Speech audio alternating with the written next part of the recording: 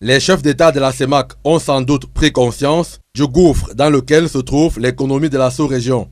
Après avoir écouté les exposés délivrés par les invités spéciaux au sommet extraordinaire de Yaoundé, notamment les communications des responsables d'institutions financières et monétaires, les leaders de la sous-région ont pris plusieurs engagements. D'abord, ont-ils décidé de réaffirmer leur attachement à la solidarité communautaire face au choc à travers la poursuite d'une stratégie cohérente et coordonnée pour préserver la viabilité des finances publiques, exhorter les États membres à poursuivre une consolidation budgétaire ordonnée.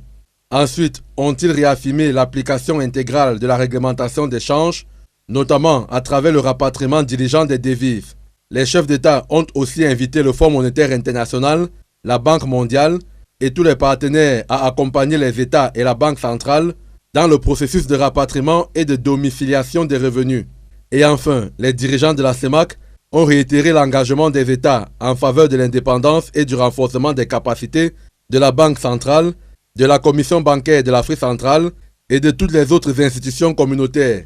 Par ailleurs, en vue de renforcer la stabilité du cadre macroéconomique de la CEMAC, la conférence a exhorté les partenaires au développement à œuvrer pour la conclusion des revues de leurs accords avec la République du Cameroun, la République centrafricaine et la République du Congo, et aux autres États de conclure dès que possible des programmes formels avec le FMI afin, disent-ils, de bénéficier de son appui ainsi que de celui des autres partenaires techniques et financiers.